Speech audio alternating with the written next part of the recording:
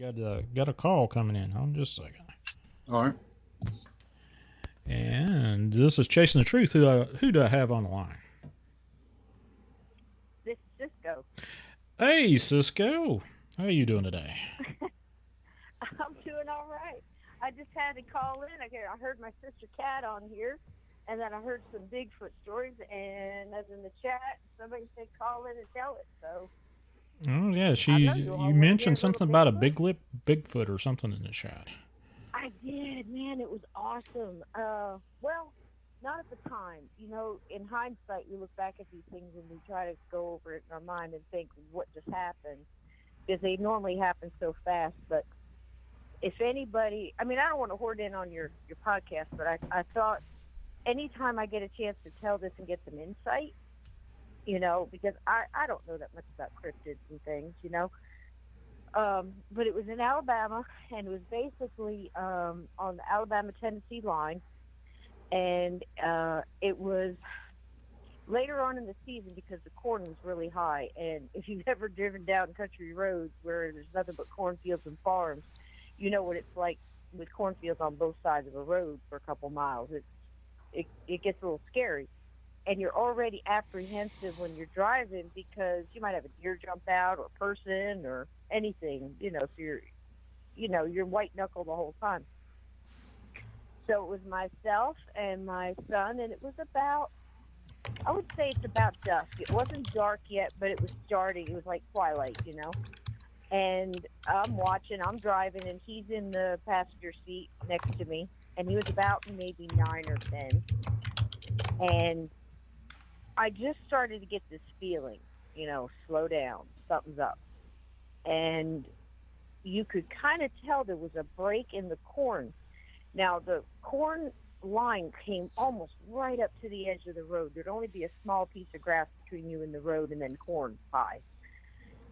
And as we're going by, I pass it, and I see this, I want to say grayish brown. It wasn't very tall. That's why I say it must have been a baby. Now, I'm seeing it as my car is coming up on it, and then, of course, I'm seeing it through the passenger side window because it's on that side of the car. And as we go by, you could see its face. You just kind of focus on its face, and it almost had like a big bottom lip, like it was pouting. Or maybe that's just the way its lip was, but that's the way I can describe it. It's like a big pouty lip. The face was kind of, you want to say rubbery, but more like elephant kind of skin. Not rubbery, but more like that. The hair was long and kind of matted and all over the place. And as, I don't want to say, put a lot of labels on abilities and stuff, or intuition, whatever you want to call it. But I just had this overwhelming, more than the fear and more than the fight or flight, I was having, of course, being a mom, and my kid is between myself and it. That was my number one thing. That was the on the surface feeling. But around the whole rest of it, as I passed it and kind of caught its eyes, I got this just overwhelming sadness, loneliness, not so much fear, but that kind of overwhelming feeling. And it pulled away as as my car went past it. He said, number one thing, I'm trying to get as far away from that as I possibly could because my son was on that side of the car. And as we passed it, my son just looked at me and said, did you see that? Tell me you saw that. And I'm like, I saw it. Let's get out of here and keep going. You don't want to go back, take pictures, But it was the sadness, I think, that got me. And I've got a lot of my ancestors are Cherokee and Lenape, and I've always been told it's more of almost like they're in the spirit world. They didn't mess with them. I don't know anything more than legend and the way elders spoke about them. And I don't know that there isn't more than one type. But I feel that they've got some kind of thing where they can move in and out, or Maybe they know about portals we don't know. I don't know. What do y'all think? I'm like you. I don't know. But isn't that something?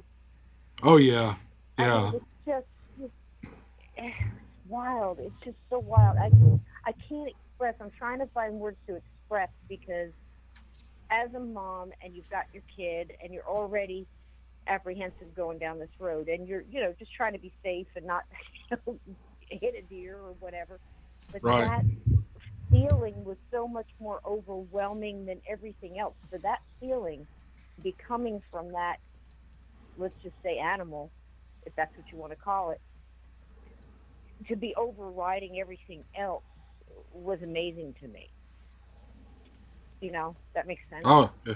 100%. Hmm. Yeah, it makes a lot of sense. Have you ever heard of anything? Now, I've heard from friends of mine that know a lot more about this than I do. That there's a different species in like the southern, like say Georgia, Tennessee, Alabama area that does have a prominent lower lip. Now, I don't know if anybody else has heard about that.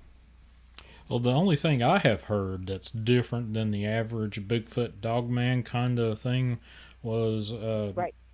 was a description of a foxman, and it was a lot shorter, about 5'8", 5'10", something like that, and it crawled around like a cat, Ooh. but could stand up on its hind legs. And that was Hmm. from I had referenced Connor earlier, that Dark Waters was talking about him, and that was his description of the whatever the dogman things that was on his property. Ooh. Yeah, this wasn't like that. This was definitely more of, if you would imagine every picture or every drawing and depiction of a Bigfoot, but smaller, and it just looked newer, if that makes any sense. Yeah. Like, you see a puppy or a kitten, a smaller version of its mom and dad, But I can't tell you it was a Bigfoot because I didn't see his feet. You know what I mean? I just saw, you just see the break in the corn. I mean, think about you're going by even like 20 miles an hour because I was going slow and it was only, I think, maybe a 30-mile-an-hour road there. But even at that speed, when you're going by, you're just getting a flash anyway. You know what I mean? Yeah, but if you So didn't see the feet, you can't confirm it. that's true. Did not see his feet. That's absolutely true. That is absolutely true. Oh, But I that's so tell you, funny. I don't think about you have to see the feet. did not see his feet. Can't tell you if it's a big feet. But I I'll don't tell know. you, I don't know you, but I trust you. well, what do you got to live? What point do you have to making that stuff up? Listen, man, when I got out of the army, I stayed in Alabama for about 20 years. I was born and raised in New Jersey, so I was like half and half, you know. And I stayed there for a long time. I just loved it out there. I just, great people. It just, it was awesome. But I've Right. seen the strangest things in those back rural places. I mean, I saw this one thing that jumped out in front of my car. I was talking to the son that was with me in the car that night, and I used to be a bartender, and I'd be riding it home late at night. You close at 1, whatever. You're riding on the country roads 2 o'clock in the morning, and I would talk to my son on the phone on the way home, and all of a sudden, in fact, I believe it was the same road. All of a sudden, this thing darted out in front of me, and it was way ahead of me. But you can see with your car lights on a dark road like that at night, you can see a little bit of a distance. And I wasn't sure whether it was a dog or a cat or something along those lines. I mean, I knew it wasn't a dog or a cat, but it looked more like a large rabbit, about that size, about that kind of body shape. And I'm talking to my son. I'm like, okay, here's something else. Darting out in front of my car.